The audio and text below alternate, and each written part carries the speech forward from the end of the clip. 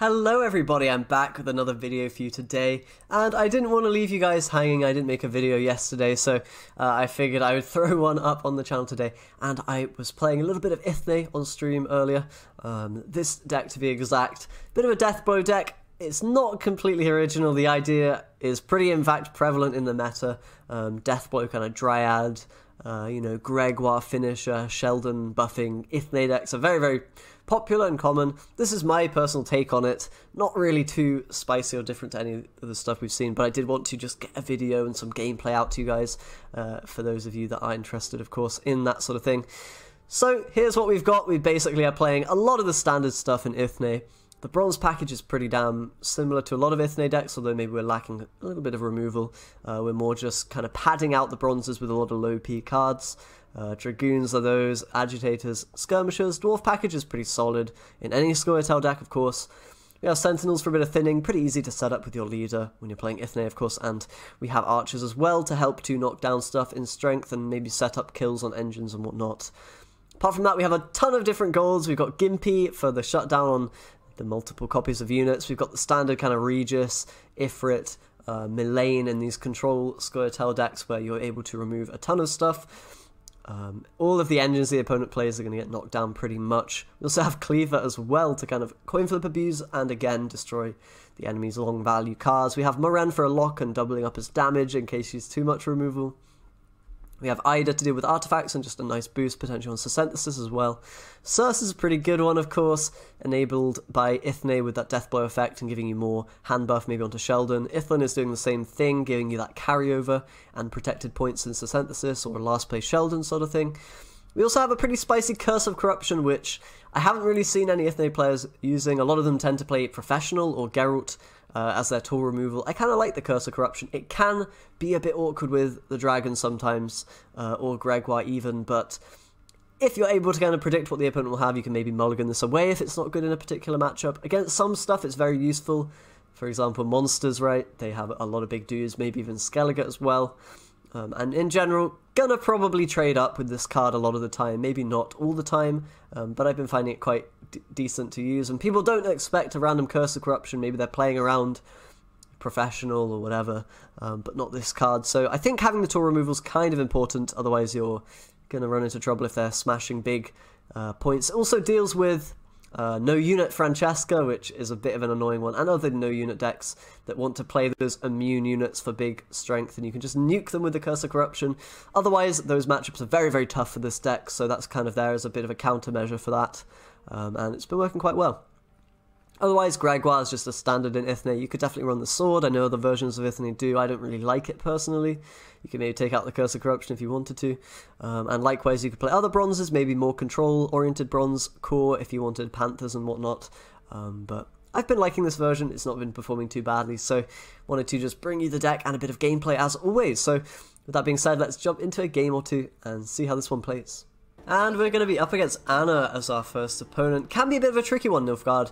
They do have Shillard to mess with your kind of buffed up big unit.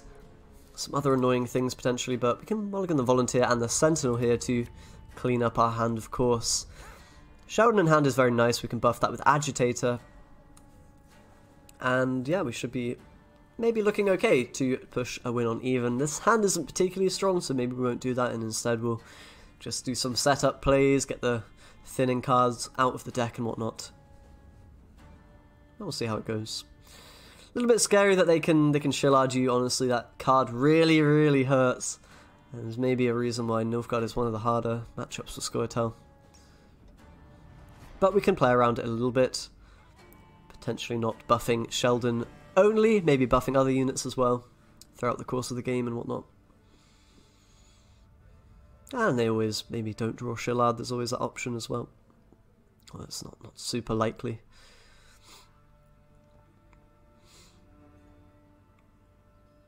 But yeah, I haven't really been experimenting too much with new decks recently. It doesn't feel like there's very much to do in terms of new decks. I haven't had any ideas really come to me, and I've been a little bit burnt out, I guess you could even say.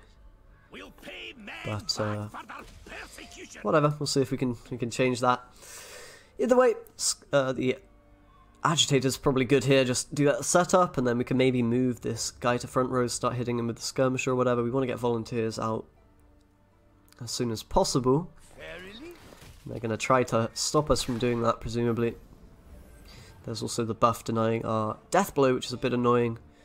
I think we can now Dragoon and just move this guy to front, where we can get some skirmisher value, and hopefully he'll live and allow volunteers to pop out. I wouldn't bet on it, though. Very possible they'll, you know, continue to try removing our dwarves and prevent that stuff from popping out the deck. We'll see, though. We'll see. The Norsca is a pretty good one to maybe hit with Archer or Moran. We'll go with Archer since we don't really have any need to rush. And if they boost that, we can obviously go Sentinel next turn. Unless they go Slave Infantry or something, which could deny that play. But this should be good. Just setting up stuff. I really don't like using leader charges early on if possible.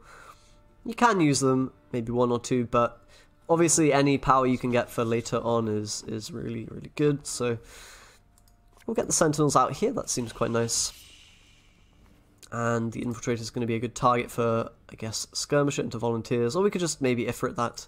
Bit of an annoying one. You kind of want to do Agitators, Eithne in round 2 as a Squirtle player. You don't want to have to play Infiltrators that you've been bricked with. So we'll keep that in mind. Probably for that reason I'm going to go with Ifrit here. It also helps us to keep up in case we need to, you know, take it in one card, which we actually do if they pass. So we're down to 5 already. Could maybe go with the Skirmisher or whatever. They haven't got the Roach out of their deck yet.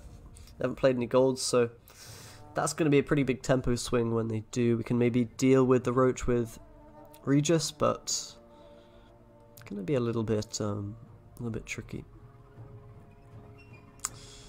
I imagine. Maybe they'll take the pass here though if they don't feel like committing anything else, and it looks like it is going to be that. So we can take it quite nicely with the Skirmisher here. Let's do that. Just enough to get us over there. Now, can pass into round 3, and probably we will do, and just kind of hope that the value on our cards is a little bit better than the value on theirs. That in mind, we're going to have to mulligan for some, you know, for some good stuff here. So Volunteers can go. We could probably get the other Volunteer out as well. This hand is looking quite good. And there might even be reason to kind of play into this round if we're really scared of Shillard. We could try to negate his value a bit by playing the dragon at the start of the round here. I kind of don't mind that. Especially if they want to go with Infiltrators, then we can kind of punish the Infiltrator play by playing damage and removing them. And if we're thinking about Shillard and worried about him, then maybe we should make that play. I think we do it. It's just really annoying to have your big dragon kind of nuked by him, because, I mean, obviously it's then worth a lot less. The immunity is obviously better the bigger it is, and yeah. Shillard becomes like a lot of a weaker play. If it's hitting a unit which has a deploy effect, then it's obviously a lot worse. And there is Infiltrator, so we'll clean that up with Mullane. We're going to keep Regis just in case we want to hit Roach with it. If they go with a gold card now or whatever, we can maybe do that. And this way we're basically punishing the Infiltrator play a little bit. Not really anything over the top, but it means that won't come into our deck. We're not going to have to deal with that in the mulligan, and we are using some pretty good cards to do that here, but maybe we can punish them for having a weaker hand than us. We'll see how far we choose to go in here. There's some cards we maybe don't want to play. There is Shillard, which I think is actually good for us to see, although unfortunate that it hit Sheldon and not Moren. That is a big shame. But we can get rid of Roach here and make sure that that isn't put back into the deck later with the Sire. Make sure it isn't boosted up by good old Vivienne or whatever. The Anna's going to be pretty good on these cards, so I mean we could just keep pushing and say, do you want to use your Anna? Going to use it anytime now? Sheldon's probably going to have to be a mulligan, but that's kind of okay. You effectively, they're not getting any points from the Shillard in this round, right? They are going to play a Sire. And what are they going to shuffle back? One of the crappy cards, I assume. Maybe one of these. Gonna be a Sentinel. Okay. Okay, that is fair enough. That is fair enough. So we could take a pass now. Don't really love it, but they do need a 7-point play. I mean, it's not hard to get when they have things like Serret potentially, or whatever. We're probably okay to pass and just kind of rely on the pure value of a few of our cards in round 3. Mulligan's going to be a bit tricky though. Not feeling too great about it.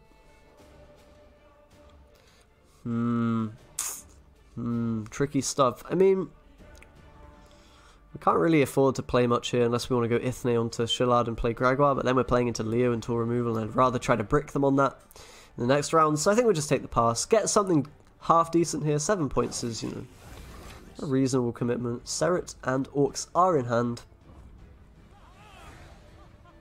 And okay, I think that was a pretty fair trade. You know, we traded 3 goals for effectively 3 goals. We got the Shillard out, which is probably a good thing. The mulligan here is going to be really not fun. I think we will get rid of Sheldon, although these other cards are not looking particularly nice either. And honestly, since we have the hand buff, maybe Sheldon isn't that bad to keep. It's effectively a 2-point card, but then it boosts by an extra 2, so it's a 4 effectively. And if we get Eithne, then it'll be better, or Volunteers. So not ideal draws. We would have loved to see kind of these goals, obviously. But we'll see if we can make it happen. We do have 4 Eithne charges, which can set up Greg and Circe, which is pretty nice. So we'll hopefully be able to do that. We've got Gimpy for slave inventory as well, so we have answers potentially to what they have, but Volunteer's going to be bad, Archer going to be bad, and we don't have that leader that Anna has, or comes with. That's a little bit of a ballsy move though. Not going to get any real value from any of these cards, since they're all reactive. Just going to be a 4-point leader, so that's really good for us, because our Eithne is now obviously as good, if not better, than their Anna, so that's a bit of a surprise, but a welcome one, for sure. And Okvist going to be the first kind of play. Very interesting. So we could just lock that, or we could say, you know what, I don't really care if you do 1 damage. We could just start damaging it maybe with Moren or with an archer or something. I kind of like that approach. Yeah, we'll just pop it down in strength a little bit. Yeah, who cares, you know? Fire off that Okvist for one extra point.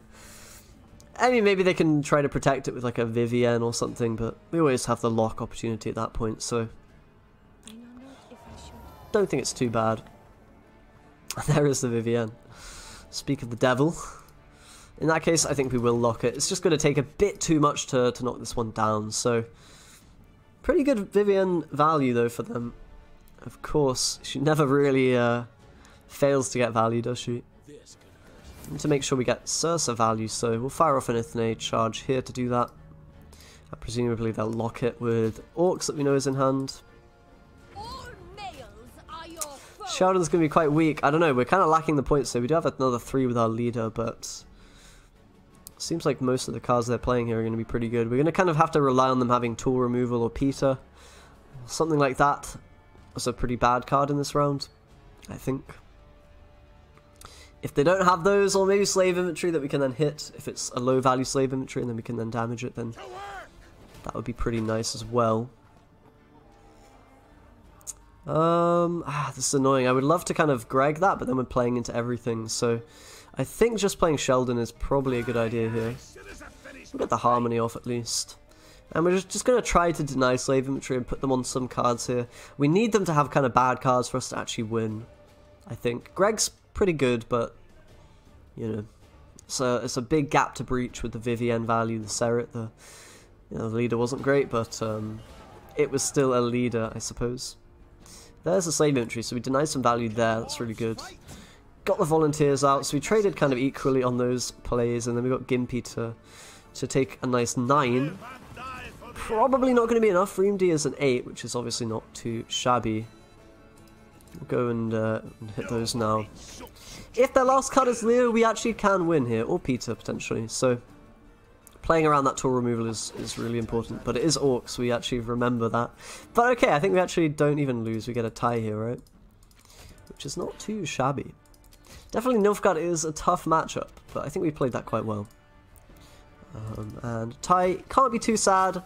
Would have definitely been a win if we had drawn a little bit better in their round 3, but what can you do? They had a very, very good hand, and we didn't quite. Tie though, we'll take it, and we'll jump into another game and see if we can win. And up next, going to be a bit of a mirror match against another Eithne player. We'll see what we can do in this one. Let's maybe mulligan the bad cards away. We can maybe try to push a win on even or something. since we have that red coin advantage. We could probably get rid of Skirmisher, but it might be helpful to have another dwarf to buff with Agitator, so I'm going to instead get rid of the Archer. Sheldon, a really nice pickup when we have Eithne in hand and Agitator, that's really good.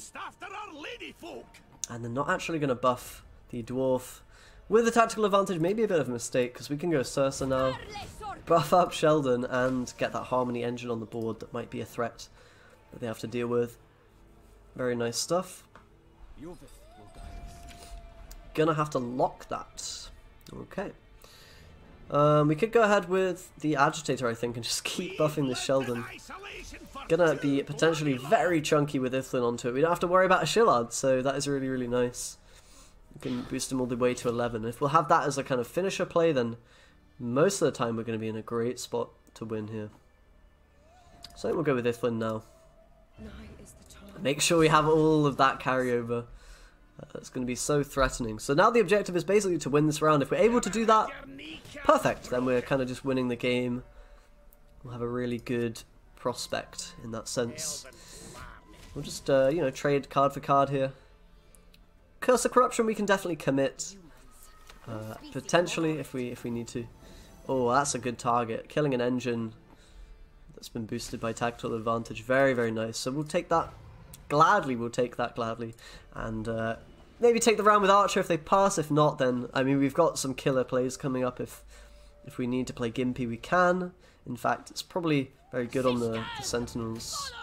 Could also use it on Volunteers if they have them, but Circe, a very good target for Ifrit. We'll throw that out. And, you know, still got Gimpy, Dragon available. We don't probably want to commit the Dragon, but the other cards are on the table, and obviously Sheldon we want to save for later as well, but Gregoire, that's a pretty big tool from the opponent they've just used. Cool.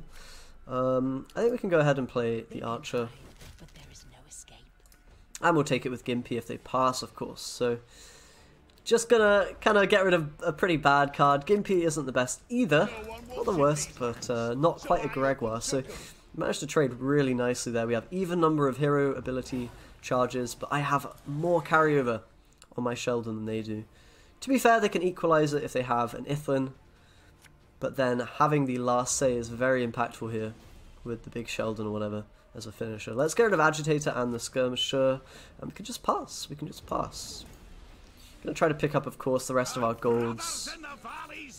And their Sheldon's pretty big as well. It is potentially a 9 strength Sheldon.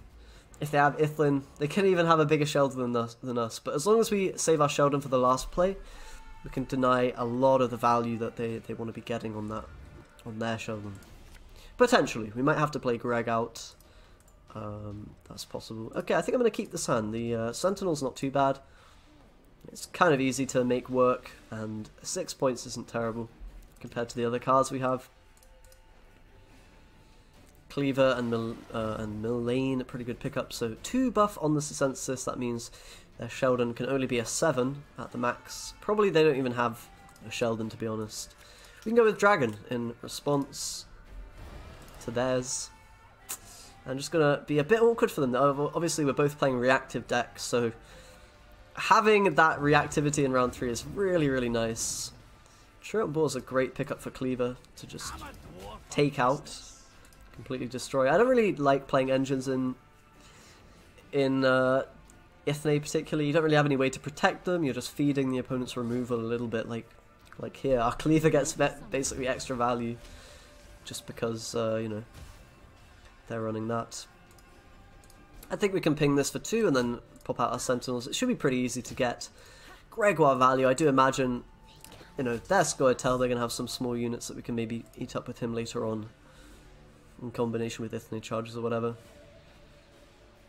The rest of our hand is looking scary, and we're up a couple of points, which obviously are negated by their Eithne charges, but doesn't look too bad. We know our Sheldon's bigger than theirs, so as long as they don't have any crazy shenanigans. Uma into Shillard would be something that would wreck us, obviously, but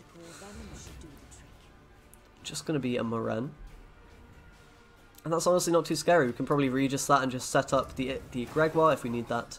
We want to save Gregoire as late as possible because it will make it more difficult for them to maybe Sheldon it down, but probably Number one, they might not even have Sheldon boosted and whatnot.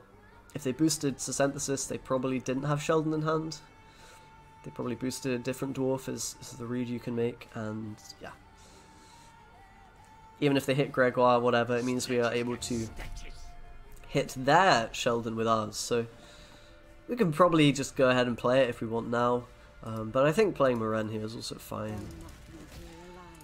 No real reason. I mean, okay, we're playing a little bit into Barnabas, I suppose. It's maybe the one consideration.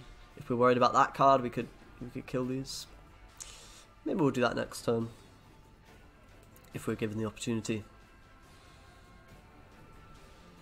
Otherwise, Mylane, pretty whatever, just 8 points. And this looks like the Barnabas setup, so I think we're going to go in with Gregoire now and just shut this down quickly before they get some free value from that. 8 points up. They've already used their Gregoire. What could they have now that's really scary? Not a lot, to be honest. Sheldon, maybe. Looks like maybe Professional. Going to be what they have.